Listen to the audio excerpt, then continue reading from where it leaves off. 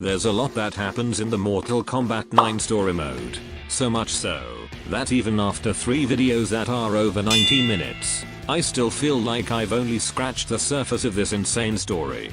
So today, I'm going to go over some stuff I missed, read some comments that you guys wrote, and give some closing thoughts to end the MK9 saga. Boys! I have a confession to make. This is not a sucks video. This is just a video of me talking to the camera. It's going to have less effort in it. It's going to have less dank edits in it. Despite the fact that this isn't a sucks video, I'd still say this is a sequel to all the videos that I've been doing for the past like 3 months, because there's a lot of stuff I want to add on and mention, especially after I've seen some of the comments. So you can take this video, as the title suggests, as the aftermath of my MK9 videos. So I'm going to be going through each of my sucks video. So the Shang sucks, the Raiden sucks, the MK9 sucks, and then I'm gonna go through my gameplay videos, and then I have a very, very, very special surprise at the end of the video, and I think you guys are gonna like it. Okay, let's actually start talking about Mortal Kombat 9, starting with Shang sucks. So this was the first MK9 sucks video I uploaded. Yes, it's called Shang sucks, but I would say the video is more Shang sucks / the rules of the tournament also kind of suck too, the video. Because for the first half, I was much more talking about how the tournament was done instead of just mocking Shang Tsung, which I still did throughout the video. The interesting thing that happened with that video was a lot of people agreed and enjoyed the video, but then a couple of people were like, hey man, it's a great video, I enjoyed it. However, and they start defending Shang Tsung, which I would say I disagree with your points, but at the same time, I don't have evidence to disprove the points that they make, because there isn't really like a guidebook or rule book of like what is right or wrong to do in the Mortal Kombat tournament. I just observe what happens. Here, let me give you an example. I got a couple of comments of people saying like, the reason why Bihan could fight Sonya and lose and still fight in the tournament is because the fight with him and Sonya didn't count. It was for entertainment purposes. Or the other way around, like he was eliminated, but when he fought Scorpion, that wasn't part of the tournament. Scorpion just wanted to fight Bihan. And then that's why like Cyrax and Sector both could fight Scorpion, because it wasn't part of the tournament. It was for entertainment. Like how in the beginning of the 1995 movie where Sub-Zero fights that random thug for entertainment. And it's like, I don't really agree, but at the same time, I can't disprove it. You know, that's really how like MK9 is in general. It's just a lot of stuff that we can speculate, but we'll never come to an answer because the damn game never gives an answer. There was one thing that I feel like I did miss out on saying in my video that I got many people who mentioned it to me, and it's the fact that in the video I go on this like long tangent about how stupid Shang Tsung is for wanting to kill off Cyrax because he thinks he won't kill Johnny Cage. And I'm just like, bro, who cares? This is a tournament. You want to win. You don't care who lives or dies. Just win the tournament. But there was one part of my reasonings as to why Shang Tsung would want Johnny dead that I forgot to mention. I did joke and say like, oh, he thought Johnny's jokes were cringe. But to be even more specific, there was a part where Johnny actually did make fun of Shang Tsung. He called him like an old geezer. Huh, that old geezer's the final challenge? They might as well give me the belt right now. Oh yeah, I'm so pretty. Perhaps that is the reason why Shang Tsung wants him dead, which is a bit more explanation. Like, it does help a bit. It's still like dumb for him to do that if that's the only reason he wants to kill Johnny, but like it makes a bit more sense. Now, there's another point that I also saw a lot of people commenting on. Maybe Shang Tsung wants Johnny dead because he knows about Johnny's green glowy god-killing powers. And so if Johnny is dead, he can suck his soul and take his powers. Which is not a bad theory, but in my opinion, I don't think that's the case, because Johnny's god-killing powers were not confirmed until Mortal Kombat X. Yes, they started in Mortal Kombat 9 in his arcade ending, and it turned out to be loosely canon in the next game, but I personally just don't think they thought ahead so much to the point where Johnny had these powers and Shang Tsung somehow knew about it and that's why he wanted him dead. I doubt that, but it's a nice theory. So next up, I'd like to take a detour and talk about the 4th Snakes Mortal Kombat 9 critique video, While, in my opinion, I do think there are some parts that he's a little bit too harsh on, overall, it's still like an amazing video. And the funny thing is, I think we overlapped in on a lot of points throughout the video. I think around like 60-70% like the first part of the video was really similar to my own Mortal Kombat 9 Sucks video and Mortal Kombat 9 Raiden Sucks video.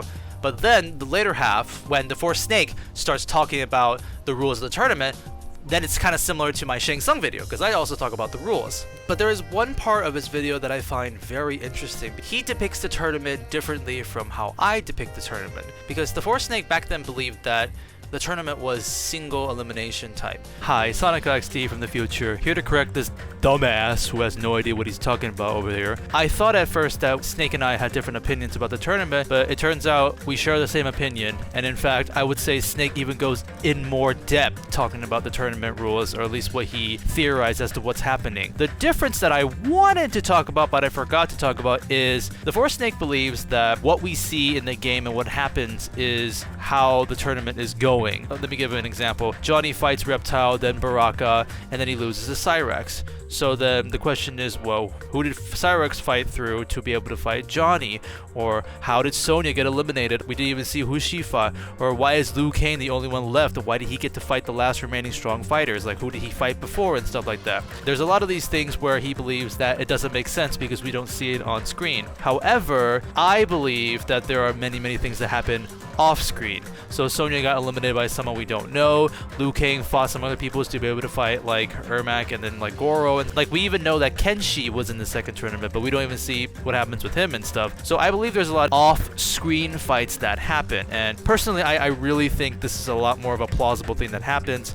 But again, this is MK9. There's so many things that we can only theorize, and who knows, maybe Snake is right, maybe I'm right, and who knows. Anyways, back to this idiot spouting nonsense. Again, we don't know what's the correct answer, because they never explain what happens in the tournament. But I just think it's very interesting that both me and Snake look at the tournament from a different perspective, and we have different inputs about it. One last thing I want to mention about the critique that I find that's very interesting is, in my video, I talk about how lame and stupid and pathetic Shang Tsung is. In Snake's video, he kind of empathizes with Shang Tsung. He's like, why are they treating him so badly? Why are you treating him so mean, Shao Kahn? It's like, everyone's treating him like so badly. And it's like, huh. If you look at it from a point where Shang Tsung isn't trying to like screw up, then I guess you could say maybe people are really mean to him in the game too. I look at it from a point where he's dumb himself, but I do think it's kind of interesting to take a point where it's like everyone is just mean to Shang Tsung for no reason. That's kind of interesting too, I will say.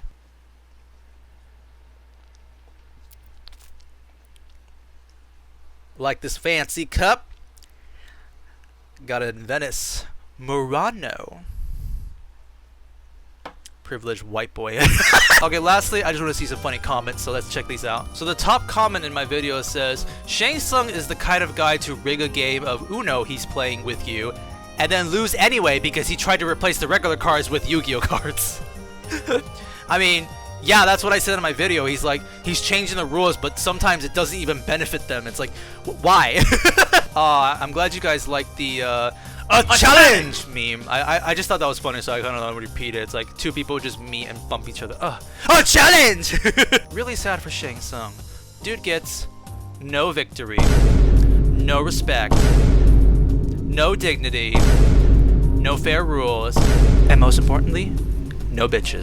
I did get a lot of people saying like this Shang Tsung was very pathetic to them, and it was thanks to Kari Hiroyuki coming back for MK11 that Shang Tsung become like elevated as a character again for them. From the looks of the new MK1 footage we've gotten of the new Shang Tsung, I'm kind of looking forward to seeing how they do him too there. He has potential. Oh yeah, I got so many of these comments. In the old lore, it was established that if you're from a different realm, you cannot fight for another realm. And that's the reason why Bo Raicho can't fight for Earthrealm despite the fact that he's more of a good guy and he wants Earthrealm to win. It's because he's from Outworld. That's why he can't fight for Earthrealm, so he just doesn't join the tournament. But they break that rule in the NRS timeline. The Lin Kuei are working for Outworld, Kano is working for Outworld, even though I'm pretty sure like Kano actually represents the Earthrealm side even in the old games. Although I kind of think it's fine that they break this rule, because that way we can get more villains and stuff like that. But more importantly, I actually thought of a very interesting question that I guess I'll ask you guys too about this if you know the answer. Even from the original games too. If a person from a different realm can't participate and fight for the other side of the realm, wasn't Shang Tsung a human? Like, didn't he start off as like a human? Then how is he able to participate for Outworld side in the tournaments? Either way, it's an interesting thought. But I got so many people commenting being like, but Raicho can't fight for Earthrealm. How can Sub-Zero fight for Outworld? I got a ton and food for thought. I think it's kind of interesting. Honestly, I could go on and on and on about the Shang Tsung Sucks video, but I like to start to go to the next part. So let's jump right into the Raiden Sucks video. So this video came out a month after the Shang Tsung Sucks video, which made me realize if I upload monthly, I think my audience are more engaged and will stay and watch like the next Sucks video. Instead, where before I like to do videos like every 3 to 4 months, I upload like this gigantic project that's like 1 hour long. People love that, people watch that, but by doing it like this, where it's like I separate them into smaller 1 month videos, I think it actually gets more people to stay, and I get even more views actually, which I think is a great thing, and might try to do that more often after Mortal Kombat 1 is released. I'm happy that this video was successful and people enjoyed it, because defending Raiden is a bit harder, because it's so easy to get into the mindset of saying, oh, Raiden sucks in Mortal Kombat 9, it's all his fault, and that kind of stuff, where I try to take an opposite stance and talk about some things where I don't really think it's his fault and stuff like that. I'm glad 99% of people weren't mad about my clickbait, because I did call the video Raiden Sucks, but spoilers, I defend him in the video. It's a clickbait, it's a he didn't suck video, but I thought that'd be more intriguing, because people would be like, oh, I'm so happy to watch him like bash and talk Raiden and all that kind of stuff, but then Uno reverse, it turns out I'm here to defend him. I personally just think in general, all his faults were mainly like happenstance, accidents, he wasn't paying attention. It would not have been a big deal in other situations, but in this situation, it got like, what, maybe 10 people killed accidentally, so oops. But like, I don't like just blaming everything on Raiden, and that's kind of the main gist of the video. Now, the main thing I want to discuss about this video, which is actually partially the main reason I even wanted to make this video as a whole, because I raised the question that I wanted you guys to answer. Now, in the video, I think I got a lot of people saying like, yeah, I agree, it's not entirely Raiden's fault, I see your point, but it is Dark Raiden's fault, it is Armageddon Raiden's fault for sending those cryptic dumb messages to past Raiden, it's all his fault. I look at that and I'm like, okay, well, if that's the case, then what should he have said? Now keep in mind, you don't know anything that's going to happen in Mortal Kombat 9. It's like, maybe he has some sort of god visions and that's why he decided to say the words he must win and stuff like that. But yeah, then what should he have said in that circumstance? And I wanted to see what people would come up with. Now, I got some pretty generic answers of just like, oh, Shao Kahn must win, despite the fact yes, Shao is supposed to win in the MK3 part of the game, but it's like, if you say that, they're gonna just lose in the first Mortal Kombat 1 tournament and bada bing, it's over. But I actually did get some pretty interesting comments about this, so I'm gonna go through them right now. Clearly, the he and the he must win was referring to Reptile in the first fight of the tournament. Ayo! That's the best timeline, baby! Future Raiden, looking with Shao Kahn win. Past Raiden getting the message. Yeah, it'd be very confusing, but I mean, that's an answer that I came up with like a couple years ago. I just keep thinking, what if he just said this? Would he have prevented it and all that kind of stuff? I don't know. Khan must merge. That is actually kind of an interesting way of looking at it. Maybe that would make Raiden realize, merging and invasion is a different thing. But who knows? It's 3 words, it's easy to understand. It could work. He must break the rules. Well, the issue is they do break the rules in MK9 all the freaking time and nothing happens to them. So, I mean, it could work, but at the same time, it's like, I think it would be hard for Raiden to get the fact that it's the merging part that he had to break. Like, not the Kung Lao's neck part. And then one of the most interesting ones, I would say, is I got like 5 people who said Taven must win. Now, that's a very different outcome of what MK9 would have been if Raiden had said that. I mean, from that point on, Raiden would be like, Liu Kang, you go fight the tournament. I'm gonna go look into this Taven guy or something like that. That'd just be an entirely different storyline, honestly, and would be kind of interesting. I would like to see that like an arcade mode ending or something like that. I kind of like this answer. Overall, I got a ton of discussion in the video, and you guys were super nice, and I had a lot of fun responding to many of you, and it was a great experience for a, in my opinion, more hot topic. So I'm glad people enjoyed the video in general. Hey there, Sonic in the future again, here to correct my idiot self for something that he forgot to mention. Another thing that I received many comments on is when Raiden kills Liu Kang with his electricity, you see some fire sparks intertwined with the electricity. So what's up with that? Well, the theory is Liu Kang was charging up his like super death fiery punch to kill Raiden. Perhaps it wasn't just Raiden's electricity that was hurting Liu Kang, but it was a combination of Raiden's electricity and Liu Kang's fire that was dealing that much damage to Liu Kang, causing it to kill him. And I actually quite like that theory because it makes much more sense in the accident angle, because perhaps Raiden did really not use a lot of electricity during that moment, but because it was combined with Liu Kang's fire powers, it killed him. And you can clearly see fire sparks on Liu Kang. Like, yeah, there is like some evidence to back up this theory. And yeah, overall, I actually do like this theory. So thanks for pointing that out. Unlike this idiot on the screen who forgot about it. And now let's move on to the last sucks video, Mortal Kombat sucks. Okay, we're gonna... Okay, I'm back. I thought it got pretty hot all of a sudden, so I'm gonna pull an XQC. What happened to my camera? Take down 2. My point that I'm getting at is that I got some freaking big... Translation, it is ice, because it's pretty hot and I'd like to have some of this. You guys over there have your, I don't know, Dorito cheese dip or some crap. Over here we have the superior Bing. Hi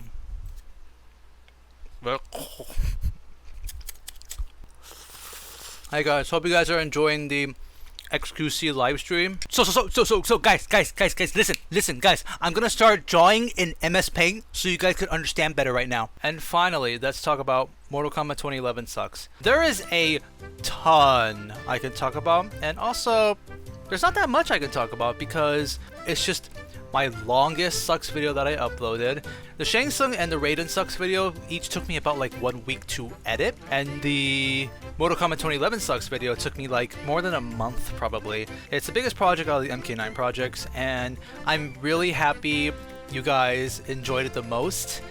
It's got like around 500,000 views right now, so thank you guys so much for that. Now, this is sort of related to the surprise I want to show you guys at the end of the video. I didn't really plan all this out, so instead of at the end of the video where I show you the surprise, I'm gonna talk about it partially now. The surprise is, usually I receive some pretty dank and awesome fan arts. I love sharing them in my videos. Usually I get fan arts probably like once a month, average. But during my vacation in Europe, during the month around like July and August, I gotten like a barrage of awesome fan arts, and like almost on a daily basis. And it's like super freaking awesome. And these fan arts are related to the things that happen like in the video. So a lot of these fan arts are by Alex DeHel and Take Yoon Kim 1. I'm sorry I butchered your name horribly.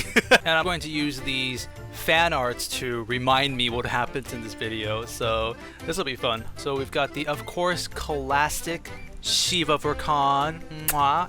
Queen. Who's your queen? Shiva!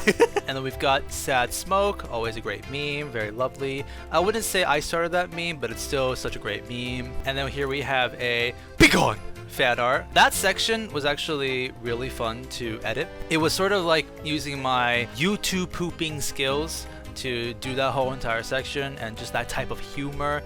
And funny enough, I think that might be, by looking at the comments, probably the most favorite part from what I've seen. It seems like a lot of you guys love that the most out of the entire video, which I'm happy you guys think that's the funniest part. I improvised a lot while editing that part. I'm pretty happy with what I came up with by the end of it too, so I'm glad you guys liked it too. Here's a KK in a wheelchair fan art for no reason, but on his shirt you can say Good boy! Which is another meme I really like, so I just kept using it in the video, and I'm glad you guys liked it too. We've got reptile with gigantic pecs, and I say cover them up, housemaid. Housemaid might be one of my favorite like memes that I've had from this video. Just the amount of times I keep using housemaid. It's just so funny to call Katana housemaid as an insult. It just makes me laugh. And then we've got 2 footprints on Katana's ass fan art. We have Striker say, "Your mom must be so proud," and I replied like, "His mom is dead" part. That's an extra thick reptile I've noticed. Not related to the video, but we got Raiden giving nunchucks. Classic. The Force Snake loves that art, by the way. And then here we have Striker, and the title was Friend or Foe. I love my reaction to that scene. I just love that. Just foe as a meme. Dressed like that. And from the looks of it, that's about most of the fan arts that are related to the video. By the way, these legends still drew like so many more fan arts just for me, and I cannot thank them enough. I'll share more of their fan arts at the end of the video because I love it so much. And there's a lot of sexy reptiles. The poker skit was a lot of fun too. It's sort of the origin story of how these characters met. I like how a lot of people noticed the Dubus Goobus reference in there. And finally, the highlight of the entire video, in my opinion, was the Sindel Massacre scene, the target practice edit. My goodness, I never expected the target practice to be that hard. I knew it was gonna take time. I didn't know it was gonna take me like 14 hours. The fact that I took more than 2 days just moving each target individually for each character, I really didn't expect that to be that hard. But I knew I had to do it very thoroughly because that way it would be funny. You know, seeing like 8 targets on Katana's face throughout the whole entire video is like, you'll get what's gonna happen. I'm glad some people also appreciated the effort I put into that edit too. True Underdog's cameo was legendary. He sent that to me within a day. I get some comments of people saying like, True Underdog gave you some training, that's why you could handle the gameplay parts and stuff. And yeah, overall I just had a really great time making this entire video. Now on to the final part of this video, the gameplay stuff. So I uploaded my full gameplay onto the YouTube channel, and I'm very happy with how successful they are, because people come to my channel for the Sucks video. They're not really here for the gameplay, but gameplay actually did pretty decently. Some of them even almost getting 100,000 views.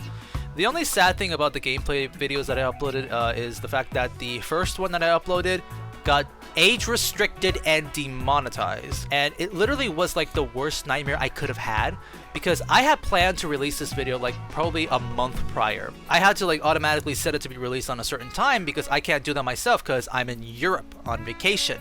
And so when it got demonetized, I'm like, crap, the worst happened. I can't do anything because I don't have a laptop or anything. I just run my phone. I'm on a freaking vacation. So I had to get my brother to use my computer to like censor the images, the x-rays, and it still is age restricted and demonetized. Now normally I would just delete the video and re-upload a new version, but I couldn't because I'm in Europe! So yeah, that sucks.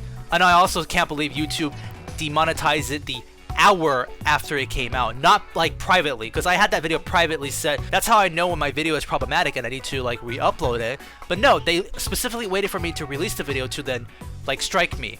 Like assholes. Insane how strict YouTube is nowadays. Even when I literally censored and like did all the things that usually would work, and now all of a sudden it just doesn't. Not to be privileged here, but I also basically donated a lot of money there because I lost all the money views that would have happened there, but whatever. At least it didn't happen to my Sucks video, but still, that really sucks. In terms of the gameplay, I'm happy that many of you left some pretty kind comments. You thought it was funny. You thought I improved since my Mortal Kombat vs. DC videos. And then I got some comments of people saying, so how's your neutral? Shut up. And yeah, those are some pretty fun videos, and I got to use those reactions into my main video too, so it all worked out pretty well. But now the big one, the one that I'm super proud of, is my Challenge Tower 300 video. That video was like a movie. I really tried to paint it like a cinematic like experience. You get to slowly see me lose control as I keep on playing. I had a lot of fun editing and watching myself suffer and just like cutting all like the best moments. Keep in mind, I played for like 14 hours and I cut it to like an hour, so it's only the entertaining parts. Oh, and I got a ton of fan arts from I'm gonna butcher his name again. TUNIC 1. Like a lot of fan arts he drew about the battle I had there. So here's a fan art of me losing it and saying, "Let's dance," because I heard that so many times, so I just had to go unhinged and say that. And then we had a fan art where I defeated Melina for the very first time, and I only had 1 HP left, and I just instantly get like killed by Shokan. Here we have a fan art of my accident with Nick Wild on my desktop when OBS crashed for me. We don't talk about that, like we don't talk about the pyrocynical situation, okay? Yeah. And then, and then we have me hearing Melina's laughs in my nightmares. And then we have an epic one-punch reptile artwork. I think from the comments, the parts that people liked the most probably was the Nick Wild incident, so we don't talk about. And then it was the part where it glitched out and Shao Kahn killed me off screen. Wait, what? That part, that truly was an unexpected thing that happened. I really was just shocked with that reaction, and I think a lot of you guys just liked my reaction there, so that was really fun too. But the highlight for me was the ending. That last run for me, I tried my best to make it like a cinematic like experience, especially at the very end where it's like, oh, he's gonna make it, oh, he's gonna make it kind of a thing. I think when my brother watched it, he's like really emotionally invested in the scene and stuff like that. So I really enjoyed making that video, and I had like a ton of fun doing that challenge. It was miserable to do it, but the outcome makes up for the whole thing. And that video got age restricted and demonetized too! Same deal with the first one. I don't know what to do. I asked them, hey, what's wrong with it? And they reject my message, and the video's already out, so there's no point re-uploading. So here, take my free donation again. Take hundreds of my YouTube money for free, sure. So expect a lot less violence and anything really from my Mortal Kombat 1 videos, I guess. Sorry, this should be a happy video. I should be positive thoughts, positive thoughts. I should not be this depressed. You know what? Let's end this video with more of a fun thing. The surprises. I got so many freaking awesome, like, sexy reptile artworks, dude. Here we have the Shao Kahn victory pose in MK9, except done by Reptile, with me holding his leg. Reptile with Katana's costume. Reptile with Juri's costume. Reptile with Cammy's costume. Reptile with the plot armor. Ko-Young's costume. Reptile in the maid outfit drinking some MKT. I love this one. Reptile wearing my OC's design. This one's a really sick design. I absolutely love it. We also got Reptile, my character, in the Beastars opening. When I showed this to my friend, he said this looks like the Twilight Sparkle on Mordecai ship artwork. Drag Reptile hanging out with the poker group. Oh, and a new challenger enters this realm. While I was gone, the guy who did the 3D Reptile model, he decided to do some funny artworks. Someone asked him, could you comfort me? And he did this funny gif. And then, could you hug me? And he did this funny picture. I said, hey, Alex, could you draw me a Reptile with the hugging? And he was like, sure. And he drew my character getting hugged by Reptile, which is very sweet. And then, of course, I was like, you gotta do Jacko pose, and you know, Reptile and Jacko pose, awesome, totally. And the best and most amazing fan art. If you defeat Challenge Tower 300, you are unlocked with a screenshot of naked Melina. And I was like, nah. I want my true prize, and Okamika, the legend, actually gave it to me. Bablam! Naked Reptile. What is it written here? It says, Reptile's private bodyguard costume. Unlock the true Tower 300 epic reward. Absolutely amazing. Thank you so much, Okamika, for the epic render. You're truly a legend. There's actually still like a ton of fan arts that I haven't shared from them, but there's just too much. Just so many awesomeness. But you know, I will be putting them in my videos whenever I share fan arts. And if you guys, and I'll be again, I freaking love fan arts that you guys do. They're absolutely wonderful, and I'm always very happy to see them. So if you guys have any funny little memes you want to share with me, I'm always open to seeing them. Send me on Twitter, send them on Discord. I always love seeing them. And yeah, I guess that's all I've got to say. Really, this is kind of like a hi guys, I'm back. I'm gonna be ready to make more videos. I'm excited for future projects, especially for Cage Match and especially for Mortal Kombat 1. If you want to know about my Mortal Kombat 1 opinions now, you want it right now, give it to me now!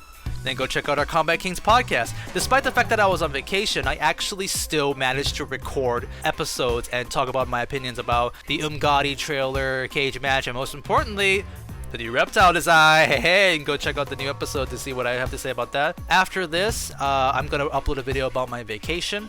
It's gonna just be a vlog, so if you're not interested in that, you don't need to check. It's fine. I would appreciate it, because I'm still gonna put some effort into that video. And then after that, it's just all MK1, baby. Quite excited for the future of this channel to see where things go. Excuse me. I blame this. I blame XQC. No. Thank you all so much for watching, and I'll see you guys next time. Bye bye!